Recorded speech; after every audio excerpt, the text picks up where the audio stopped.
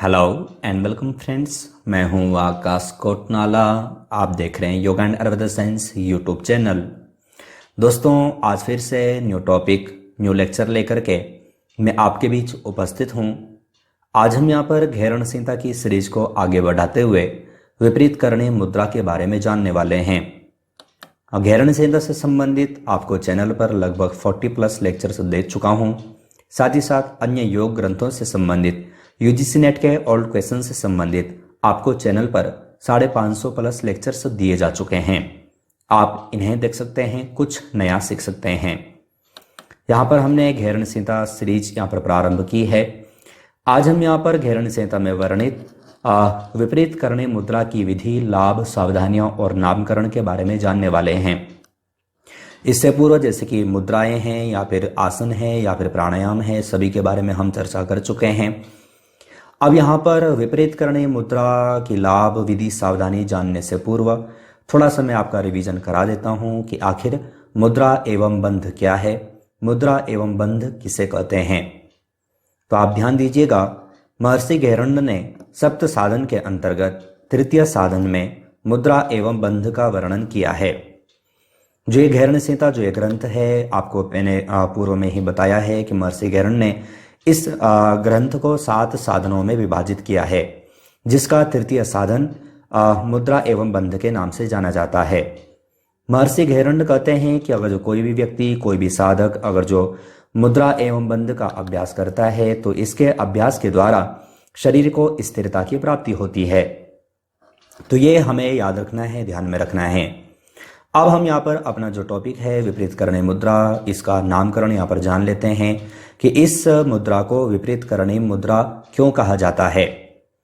तो जैसे कि आप यहाँ पर देखेंगे, कहा गया है कि शरीर को उसकी सामान्य अवस्था के विपरीत, अर्थात शरीर को सामान्य अवस्था के उल्टा करना ही विपरीत करणीय मुद्रा है। विपरीत करणी और एक मुद्रा, दो शब्द यहाँ पर हमारे पास हैं, एक है विपरीत करणी, एक है मुद्रा। तो मुद्रा का तात्पर्य हम पूर्व में ही जान चुके हैं और विपरीत करने का तात्पर्य है कि विपरीत कर देना। तो किसे विपरीत कर देना? तो तात्पर्य है कि शरीर को विपरीत कर देना। हमारा जो शरीर है, इसकी जो सामान्य अवस्था है, तो सामान्य अवस्था अर्थात हमारे दोनों पैर नीचे की ओर हैं, सिर ऊपर की ओर है।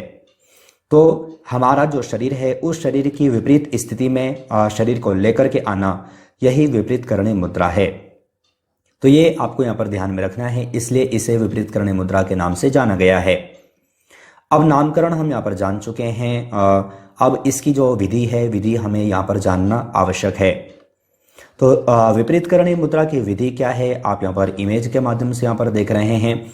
ये जो इमेज आपको यहाँ पर जो दी गई है, घेरण संहिता से संबंधित है, घेरण संहिता के अनुसार है और पूरा का पूरा जो टॉपिक है वो घेरण संहिता के अनुसार ही है।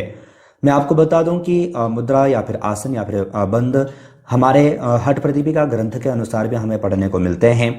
अगर जो आप योग के स्टूडेंट हैं, अगर जो आप एग्जाम की दृष्टि से ये लेक्चर देख रहे हैं, तो आपको मालूम होगा कि हठ प्रदीपिका ग्रंथ में भी ये सब के बारे में हमें पढ़ने को मिलता है। लेकिन हठ प्रदीपिका के अनुसार थोड़ा भिन्न है, जो कि मैं आपको चैनल पर अलग अलग लेक्चर में आपको बता भी रहा हूँ। तो विपरीत करणीय मुद्रा ये घेरण संहिता के अनुसार किस प्रकार से है, तो यहाँ पर आप देखेंगे कि ये जो स्थिति है, यह विपरीत करणीय मुद्रा की स्थिति है।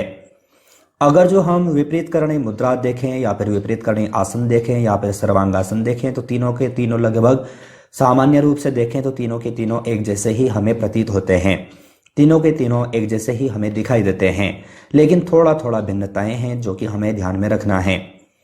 अगर जो हम विपरीत करणीय मुद्रा का अभ्यास करना चाहते हैं तो सर्वप्रथम हमें पीठ के बल जमीन पर लेट जाना होगा। जो भी अपना आसन है, उस आसन पर पीठ के बल लेट जाना है। अपने दोनों पैरों को आपस में मिला लेना है। अपने जो दोनों हाथों की जो हथेलियां हैं, शरीर के बगल में जमीन पर टच कर लेना है, जमीन पर फैला देना है। इसके पश्चात हमें अपना जो पूरा जो शरीर है उसे शिथिल बनाना है। जब शिथिल बना लें, इसके पश्चात हमें श्वास भरते हुए दोनों पैरों को एक साथ मिला करके एक साथ ऊपर की ओर उठाते हुए जाना है, जिस प्रकार से हम उत्तान पादासन का अभ्यास करते हैं। तो दोनों पैरों को हमें ऊपर की ओर उठाते हुए जाना है और धीरे धीरे हमें कोशिश करना है कि हम इस प्रकार की स्थिति में आ जाएं। अपना जो दोनों के दोनों जो हाथ होंगे, दोनों हाथों को अपने कमर अर्थात धड़ का जो भाग है वहां पर टच कर लेना है और पूरा का पूरा सपोर्ट देना है। यहाँ पर आप देखेंगे कि ये जो स्थिति है यह विपरीत करणीय मुद्रा की स्थिति है। पहली बार में हम डायरेक्ट इस स्थिति में नहीं जा सकते, तो इसके लिए हमें क्या करना होगा कि दोनों पैरों को एक साथ उठाते हुए अर्ध सर्वांगासन जिसे बोलते हैं, यानी कि अपना जो दोनों पैर हैं उन्हें 90 डिग्री पर लेकर के आना है। इसके पश्चात पुनः हमें श्वास भरनी है और जिस प्रकार की जो स्थिति है इस प्रकार की स्थिति में आना है। दोनों पैरों को ऊपर की ओर खींचते हुए हम ऊपर की ओर आएंगे और दोनों हाथों से पूरा का पूरा सपोर्ट अपना जो कमर का जो भाग है यहां पर देंगे। यहाँ पर जो शरीर की जो स्थिति है इस प्रकार से रहेगी। आपको बता दें कि इस दौरान यहाँ पर कुंभक का अभ्यास करना है, यानी कि श्वास रोके हुए रखना है। अब यहाँ पर जो हम जो स्थिति में आते हैं तो यहाँ पर आप देखेंगे कि हमारी जो चिन्ह है यह अपनी जो चेस्ट है यानी कि जो छाती है छाती से टच नहीं है। जबकि हम सर्वांगासन का जब हम अभ्यास करते हैं तो वहां पर हम अपने पूरे शरीर को 90 डिग्री पर लेकर के आते हैं, यानी कि पूरा जो शरीर होता है वो बिल्कुल खींचा हुआ होता है। लेकिन यहाँ पर आप देखेंगे कि थोड़ा सा कर्व यहाँ पर हमें बनाना है और अपना जो चिन्ह है वह चेस्ट से यानी कि जो कंठकूप है वहां पर टच नहीं होगा। तो ये हमें यहाँ पर ध्यान रखना है, ये हमें यहाँ पर विशेष ध्यान देना है। इसके पश्चात हमें कुंभक का अभ्यास करना है। जितनी देर हम अभ्यास कर सकें उतनी देर हमें रुकना है और इसके पश्चात हमें जो ये विपरीत करणीय मुद्रा है इसका अभ्यास रिलीज कर देना है। जो मुद्रा है इसे रिलीज कर देनी है। मैं आपको बता दूं कि गैरण संहिता के अनुसार, क्योंकि ये हठ योग का ग्रंथ है, तो महर्षि गैरण ने यहाँ पर कहा है कि जो हठ योगी जो साधक होते हैं वो इस दौरान उज्जाई प्राणायाम या फिर जो खेचरी मुद्रा है उसका अभ्यास भी करते हैं। तो ये सामान्य व्यक्ति के लिए नहीं है। अगर जो हमारा अभ्यास अधिक हो जाता है तो तब हम इसका अभ्यास कर सकते हैं।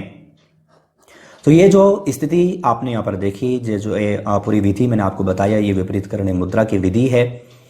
विपरीत करणीय आसन किस प्रकार से किया जाता है या फिर सर्वांगासन किस प्रकार से किया जाता है, इसके बारे में मैं आपको चैनल पर पूर्व में बता चुका हूँ। थोड़ा थोड़ा भिन्नताएं होती हैं, जैसे कि सर्वांगासन अगर जो हम अभ्यास करते हैं तो उस दौरान हमारा जो जालंधर बंध है वह स्वतः लग जाता है। तो ये कुछ यहाँ पर विधि आपको ध्यान में रखनी है। अब यहाँ पर अगर जो हम इस विधि में आते हैं तो आपको बता दें कि इस विधि के दौरान हमें 3 जो चक्र हैं उन पर ध्यान रखना होता है, ध्यान देना होता है। एक हमें यहाँ पर मणिपुर चक्र पर ध्यान देना है। मणिपुर चक्र कहाँ पर होता है, यानी कि नाभि क्षेत्र पर होता है। विशुद्धि चक्र यानी कि हमारा कंठकूप में होता है। और एक कहा है कि बिंदु चक्र, तो बिंदु चक्र अर्थात हमारा आज्ञा चक्र। तो इस प्रकार से यहाँ पर 3 चक्रों के बारे में यहाँ पर कहा है। वैसे मैं आपको बता दूं, उपनिषद के अनुसार अगर जो हम बिंदु चक्र और आज्ञा चक्र पढ़ेंगे तो थोड़ा भिन्न है। बिंदु चक्र और थोड़ा पीछे की ओर होता है। तो वो मैं आपको उपनिषद के जब ग्रंथ आपको पढ़ाऊंगा, उपनिषद पढ़ाऊंगा, तो वहां पर आपको बता दूंगा कि बिंदु चक्र कहाँ पर होता है। तो कहा है कि इन 3 चक्रों पर हमें ध्यान करना चाहिए। अब अगर जो कोई भी व्यक्ति, कोई भी साधक विपरीत करणीय मुद्रा का अभ्यास करता है तो उसे क्या क्या लाभ प्राप्त होते हैं वो भी हम यहाँ पर जान लेते हैं। कहा गया है इसके अभ्यास से जो साधक होता है वह अमृत पान करता है। अमृत पान करने का तात्पर्य क्या है कि जैसे कि गैरण संहिता के अनुसार महर्षि गैरण कहते हैं कि इस दौरान हमारा जो शरीर होता है वह बिल्कुल विपरीत होता है और हमारा जो बिंदु चक्र है, बिंदु चक्र से अमृत का स्राव होता रहता है। जैसे कि हमने खेचरी मुद्रा में पढ़ा था, नभो मुद्रा में पढ़ा था। अगर जो आपने नहीं देखा है वो लेक्चर तो आप चैनल पर जाकर के देख सकते हैं या फिर आप यूट्यूब पर भी सर्च कर सकते हैं। तो हमने वहां पर देखा था कि जो हमारा जो बिंदु चक्र है वहां से अमृत का स्राव होता रहता है। लेकिन अगर जो हम सामान्य स्थिति में रहते हैं तो जो अमृत का स्राव है वह हमारा जो सूर्य नाड़ी यानी कि जो अपना जो नाभि क्षेत्र है वहां पर जाकर के भस्म हो जाता है। लेकिन साधक जब इस प्रकार की स्थिति में आता है तो कहते हैं कि जो अमृत होता है अमृत का पान करता है, अर्थात जो बिंदु जो यानी कि जो अमृत का जो स्राव हो रहा है वह हमारी जठराग्नि में नहीं जाता बल्कि हम उसका अब पान कर पाते हैं। तो इसलिए कहा है कि इसके द्वारा साधक अमृत पान करता है। मैं आपको बता दूं, मैं आपको पूरा का पूरा ग्रंथ के अनुसार बता रहा हूं। आगे गले की सूजन है या फिर श्वसन संबंधी जो रोग हैं या फिर भूख है या फिर कब्ज आदि रोग इसके अभ्यास से ठीक होते हैं। अगर जो कब्ज की समस्या है, पाचन संबंधी समस्याएं हैं, भोजन का पाचन नहीं होता है तो हमें इसका अभ्यास करना है। श्वसन संबंधी सामान्य रोग हैं तो तब हम इसका अभ्यास कर सकते हैं। गले की सूजन है उस दौरान हम इसका अभ्यास कर सकते हैं तो लाभ प्राप्त होगा। साथ ही साथ आप यहाँ पर देखेंगे कि सामान्य थायराइड व संपूर्ण शरीर में रक्त संचार को बढ़ाता है। अगर जो सामान्य थायराइड की समस्या है तो भी हम इसका अभ्यास कर सकते हैं, वहां पर भी ये लाभ हमें प्राप्त होगा। और संपूर्ण शरीर में रक्त का संचार को बढ़ाता है क्योंकि हमारा जो शरीर है वह बिल्कुल विपरीत हो रहा है। तो ये इसके कुछ लाभ हैं और भी अन्य लाभ हैं जो कि आप सर्वांगासन में जाकर के पढ़ सकते हैं, वहां पर मैंने आपको बताया है। अगर जो हमने यहाँ पर लाभ देखे, अब ऐसा नहीं होता है कि कोई भी व्यक्ति किसी भी आसन या फिर मुद्रा या फिर बंद का अभ्यास कर ले, कुछ सावधानियां हमें बरतनी चाहिए। तो इसके लिए कुछ सावधानियां हैं जो कि हमें ध्यान रखना है। तो जैसे कि उच्च रक्तचाप वाले व्यक्ति हैं, जिनका उच्च रक्तचाप बढ़ा हुआ है, जो रक्तचाप है वो बढ़ा हुआ है, ऐसे जो व्यक्ति हैं उनको इसका अभ्यास नहीं करना है। हृदय रोग से संबंधित किसी को अगर जो समस्या है तो उसको हमें ये जो विपरीत करणीय मुद्रा है इसका अभ्यास नहीं कराना है। थायराइड अगर जो बढ़ा हुआ है तो फिर हमें इसका अभ्यास नहीं करना है। सामान्य है तो हम अभ्यास करा सकते हैं, लेकिन बढ़ा हुआ है तो फिर हमें इसका अभ्यास नहीं करवाना है। तो ये हमें कुछ यहाँ पर सावधानियां बरतनी हैं। और भी सावधानियां जैसे कि अगर जो ऑपरेशन इत्यादि हुआ है तो भी हमें इसका अभ्यास नहीं करना है। चक्कर आदि आ रहे हैं तो उस दौरान भी हमें इसका अभ्यास नहीं करना है। या फिर अभ्यास के दौरान अगर जो चक्कर आदि आते हैं तो फिर हमें इसका अभ्यास रोक देना चाहिए। तो ये कुछ सावधानियां हैं जो कि आपको याद रखना है, ध्यान में रखना है। अगर जो आपको एग्जामिनर पूछते हैं तो आपको याद होना चाहिए, या फिर आप किसी को कराने जा रहे हैं तो भी आपको ये सारी चीज़ें ध्यान में होने चाहिए। तो हमने यहाँ पर जो विपरीत करणीय मुद्रा है पूरा जान लिया, इसका नामकरण, इसकी विधि, इसके लाभ, इसकी सावधानियां, सब कुछ हमने यहाँ पर जान लिया है। आपको बता दें, किसी भी मुद्रा का अगर जो हमें अभ्यास करना है तो कोशिश करना चाहिए कि हम खाली पेट अभ्यास करें और प्रातः काल हमें किसी भी मुद्रा या फिर आसन का अभ्यास करना चाहिए। तो ये भी आपको ध्यान में रखना है। अब आप सभी जानते हैं, कुछ प्रश्न मैं आपको यहाँ पर लेक्चर के अंत में देता हूँ। कुछ प्रश्न आपको यहाँ पर दिए गए हैं, आप इनका सही आंसर छांट करके वीडियो के कमेंट बॉक्स में भेजिएगा। प्रथम प्रश्न आपके लिए है, निम्नलिखित में से महाभेद का संबंध किससे है? महाबंध से, महामुद्रा से, उपरोक्त दोनों से या फिर सभी से? तो सही आंसर क्या है? महाभेद के बारे में हमने पढ़ा है। सही आंसर क्या है छांट करके वीडियो के कमेंट बॉक्स में भेजिएगा। आपको बता दें, ये सारी चीजें आपको वेबसाइट पर पढ़ने को भी मिलती हैं। द्वितीय प्रश्न की ओर चलें। निम्नलिखित में से विपरीत करणी के लाभ किसके समान हैं? विपरीत करणी आसन के, सुखासन के, पद्मासन के, कोई नहीं।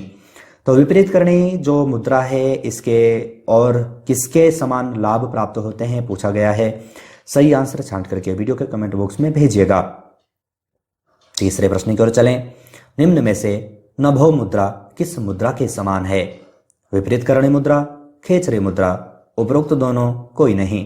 तो नभो मुद्रा के लेक्चर में हमने जाना है। आशा है आपने वो लेक्चर देखा होगा और आप सही आंसर छांट करके वीडियो के कमेंट बॉक्स में भेज पाएंगे। आप सभी को बता दें, जो प्रश्न आप यहाँ पर देख रहे हैं, इसी प्रकार से प्रश्नोत्तरी सीरीज की चैनल की ओर से 3 ई बुक पब्लिश की जा चुकी हैं। तीनों बुक्स में आपको योग के 10 से 20 ग्रंथों से संबंधित MCQ मिल जाते हैं।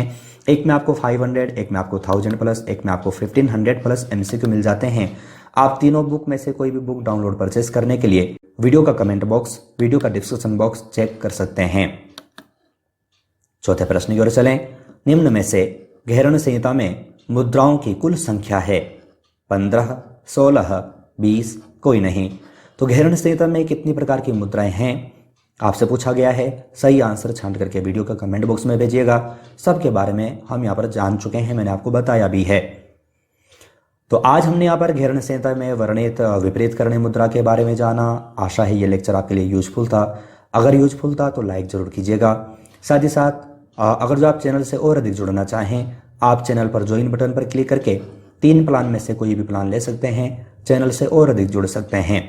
इसी प्रकार से नए लेक्चर के साथ, नए टॉपिक के साथ आप सभी से फिर से मुलाकात होगी। लेकिन तब तक आप अपना और अपनी फैमिली का बहुत ख्याल रखिएगा। बाय।